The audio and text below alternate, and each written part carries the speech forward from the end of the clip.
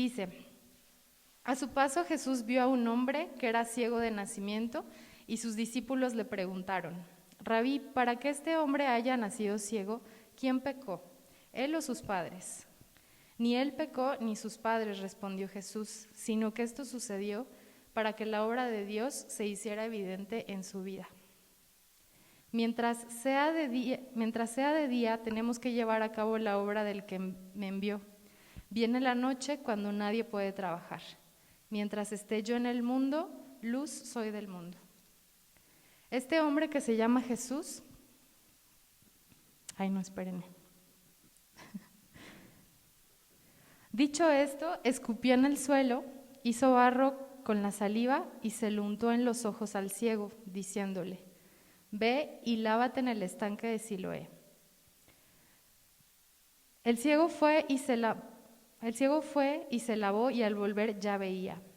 Sus vecinos y los que lo habían visto pedir limosna decían: ¿no es este el que se sienta a mendigar? Unos aseguraban: sí es él. Otros decían: no es él, sino que se le parece. Pero él insistía: soy yo. ¿Cómo entonces se te han abierto los ojos?, le preguntaron. Ese hombre se llama Jesús. Hizo un poco de barro, me lo untó en los ojos y me dijo: ve y lávate en Siloé. Así que fui, me lavé y entonces pude ver. ¿Y dónde está ese hombre?, le preguntaron. No lo sé, respondió. Llevaron ante los fariseos al que había sido ciego. Era sábado cuando Jesús hizo el barro y le abrió los ojos al ciego. Por eso los fariseos a su vez le preguntaron cómo había recibido la vista. Me untó barro en los ojos, me lavé y ahora veo, respondió. Algunos de los fariseos comentaban: ese hombre no viene de parte de Dios porque no respeta el sábado. Otros objetaban: ¿cómo puede un pecador hacer semejantes señales? Y había desacuerdos entre ellos. Por eso interrogaron de nuevo al ciego: ¿y qué opinas tú de él? Fue a ti a quien te abrió los ojos. Yo digo que es profeta, contestó. Pero los judíos no creían que el hombre hubiera sido ciego y que ahora viera, y hasta llamaron a sus padres y le preguntaron: ¿es este su hijo el que dicen ustedes que nació ciego? ¿Cómo es que ahora puede ver? Sabemos que este es nuestro hijo, contestaron los padres, y sabemos también que nació ciego. Lo que no sabemos es cómo ahora puede ver, ni quién le abrió los ojos. Pregúntenselo a él, que ya es mayor de edad y puede responder por sí mismo. Sus padres contestaron así por miedo a los judíos, pues ya estos habían convenido que se expulsara de la sinagoga a todo el que reconociera que Jesús era el Cristo. Por eso dijeron sus padres: pregúntenselo a él, que ya es mayor de edad. Por segunda vez llamaron los judíos al que había sido ciego y le dijeron: da gloria a Dios, a nosotros nos consta que ese hombre es pecador. Si es pecador, no lo sé, respondió el hombre. Lo único que sé es que yo era ciego y ahora veo. Pero ellos le insistieron: ¿qué te hizo? ¿Cómo te abrió los ojos? Ya les dije y no me hicieron caso. ¿Por qué quieren oírlo de nuevo? ¿Es que también ustedes quieren hacerse sus discípulos? Entonces lo insultaron y le dijeron: discípulo de ese lo serás tú. Nosotros somos discípulos de Moisés y sabemos que a Moisés le habló Dios, pero de este no sabemos ni de dónde salió. Ahí está lo sorprendente, respondió el hombre, que ustedes no sepan de dónde salió y que a mí me haya abierto los ojos. Sabemos que Dios no escucha a los pecadores, pero sí a los piadosos y a quienes hacen su voluntad. Jamás ha sabido que alguien le haya abierto los ojos a uno que nació ciego. Si este hombre no viniera de parte de Dios, no podría hacer nada. Ellos replicaron: tú que naciste sumido en pecado, ¿vas a darnos lecciones? Y lo expulsaron. Jesús se enteró de que habían expulsado a aquel hombre y al encontrarlo le preguntó: ¿crees en el Hijo del Hombre? ¿Quién es, Señor? Dímelo, para que crea en él. Pues ya lo has visto, le contestó Jesús. Es el que está hablando contigo. Creo, Señor, declaró el hombre, y postrándose lo adoró. Entonces Jesús dijo: yo he venido a este mundo para juzgarlo y para que los ciegos vean y los que ven se queden ciegos. Algunos fariseos que estaban con él, al oírlo hablar así, le preguntaron: ¿qué? ¿Acaso también nosotros somos ciegos? Jesús les contestó: si fueran ciegos, no serían culpables de pecado, pero como afirman que ven, su pecado permanece. Estuvo un poquito larga la historia, pero quisiera que nos regresáramos un poquito a algunos versículos, como para hacer resumen. Y en el 3 dice, sino que esto sucedió para que la obra de Dios se hiciera evidente en su vida. Y luego en el 6 dice, dicho esto, escupió en el suelo. Jesús escupió en el suelo. Hizo barro con la saliva y se lo untó en los ojos al ciego. Y luego más abajito en el 7 dice, el ciego fue y se lavó y al volver ya veía. Y en el 25 dice, lo único que sé es que yo era ciego y ahora veo. Y en el 39 dice, yo he venido a este mundo para juzgarlo, para que los ciegos vean y los que ven se queden ciegos. Y entonces ahorita quiero que recordemos y retomar un poquito el ejercicio que hicimos al principio, cuando cerramos los ojos. Y yo en la semana cuando estaba pidiéndole a Dios que me ayudara en saber qué era lo que tenía que compartir el día de hoy, me ponía así como en mi mente como mucho la imagen de cuando estamos vendados, cuando no vemos, y yo decía, pero ¿por qué no? Y entonces me puse a buscar y me acordé de esta historia y el ejercicio que yo les pedía, sí, primero cerramos los ojos físicos y yo les decía, de pronto, si nos ponemos a pensar en eso, de pronto vemos luces o puntitos o sombras, por allá decía la hermana, yo no vi nada, Leonis decía, yo veo oscuridad, y esos son nuestros ojos físicos, pero también están nuestros ojos del corazón, de nuestra mente, de nuestro espíritu. Y entonces cuando les volví a pedir que cerraran los ojos, les dije, concéntrense bien, ¿qué ven? Y como que no. Y está bien, ¿no? Porque sé que no fui muy explícita en lo que se tenía, o a lo mejor a lo que yo llegaba. Y yo el día de hoy me quiero exponer con ustedes y quiero decirles que a veces cuando yo cierro los ojos, veo oscuridad, a veces veo miedo, a veces veo incertidumbre, veo angustia, veo mis traumas también, porque aunque soy psicóloga también tengo traumas. Veo tristeza, veo cosas que a veces no me hacen estar tranquila, que me tambalean, que no me dejan dormir bien, etc. Y no sé si a ustedes les ha pasado. ¿No les pasa? ¿Soy la única loca que ve esas cosas? ¿No, verdad? Yo creo que a todos nos ha pasado que de pronto vemos ese tipo de cosas todos los días. ¿Y saben qué es lo peor? Que a veces lo alimentamos y le damos de comer a esos pensamientos. Dios nos dio la capacidad increíble como de formar imágenes en nuestra cabeza, ¿sí o no? Cuando tenemos algún proyecto, cuando vamos a tener una cita, o cuando vamos a presentarnos aquí enfrente, empezamos a hacer como imágenes, ¿no? En nuestra cabeza. ¿Sí las hacen? Las hacemos, ¿no? Y eso nos va alimentando y nos hace tener como cierta perspectiva de lo que estamos esperando que pase, de lo que estamos buscando que suceda. Pero a veces en estos pensamientos que yo les comento de tristeza, de angustia, de miedo, a veces los estamos alimente y entonces nos seguimos metiendo un montón de basurita a nuestra cabeza y a nuestro corazón y le damos de comer. Y Dios es tan sabio y nos conoce mejor que nadie, que también esto lo dice en su palabra. En Marcos 7, a mí me llamó mucho la atención, Marcos 7:14 dice, de nuevo Jesús llamó a la multitud. Escúchenme todos, dijo, y entiendan esto. Nada de lo que viene de afuera puede contaminar a una persona. Lo voy a leer otra vez. Nada de lo que viene de afuera puede contaminar a una persona. Más bien lo que sale de la persona es lo que la contamina. Y luego en el 20 dice, luego añadió, lo que sale de la persona es lo que la contamina, porque de adentro del corazón humano salen los malos pensamientos, la inmoralidad sexual, los robos, los homicidios, los adulterios, la avaricia, la maldad, el engaño, el libertinaje, la envidia, la calumnia, la arrogancia, la necedad. Todos estos males vienen de adentro y contaminan a la persona. Y yo estaba leyendo este versículo y me llamaba mucho la atención esa parte que repetí donde dice, nada de lo que viene de afuera puede contaminar al hombre. Y yo leía este fragmento y lo único en lo que podía pensar era en el lenguaje de Dios. ¿Qué nos estaba diciendo ahí Dios con esos pequeños fragmentitos? Y yo les comparto uno de los conceptos más estudiados en psicología, específicamente en psicoanálisis, es el lenguaje. Y a lo mejor nosotros tenemos el concepto del lenguaje como la forma en la que nos comunicamos, ¿no?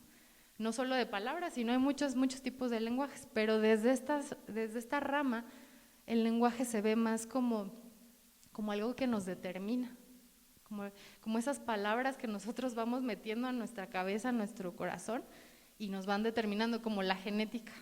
Sí saben, ¿no? Que los genes de pronto nos determinan, bueno, no de pronto, nos determinan, ¿no? Si somos más altos, más chaparritos, morenitos, blanquitos, más llenitos de vida, así como los genes nos determinan de esa forma, el lenguaje nos determina también en el tema de nuestra actitud, de nuestros valores, incluso de nuestros pensamientos, y eso nos va formando como las personas que hoy somos. Yo me acuerdo cuando estudiaba, me acuerdo que nos ponían mucho, cuando hablábamos del lenguaje, nos ponían el ejemplo de los papás cuando hay un niño o su hijo está jugando en la alberca o en los juegos y le empiezan a decir, te vas a caer, te vas a caer, te vas a caer, y ¡zas! Se cae. Y de alguna forma lo ejemplificaban así porque decía, pues es como si le estuvieran mandando que se cayera, ¿no? El lenguaje es determinante y nos hace ser de cierta forma, nos moldea. Entonces, yo pensaba en esto y le daba un montón de vueltas, y entonces yo pensaba, ¿por qué Jesús dijo eso, no? De nada de lo que viene de afuera puede contaminar al hombre. Y él me respondió bien fuerte y me dijo, porque yo soy el creador del universo. Y yo dije, pues sí es cierto, ¿no? Y pensaba y reflexionaba y decía, es que es increíble cómo el lenguaje de Dios es un lenguaje de amor, es de milagros, de esperanza, de abundancia, de prosperidad, de un montón de cosas increíbles. Así es su lenguaje.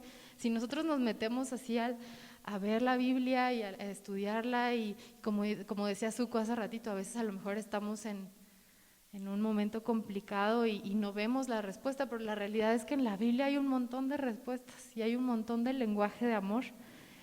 Pero a veces eso se nos olvida. Yo hace poco platicaba con Dan y le decía, creo que a veces le hacemos más caso a todas las cosas malas que nos pasan y dejamos a un lado todo lo que Dios habla en nuestra vida y nos dice y nos recuerda cada segundo, en cada momento, por cada cosa que pueda pasar a nuestro alrededor.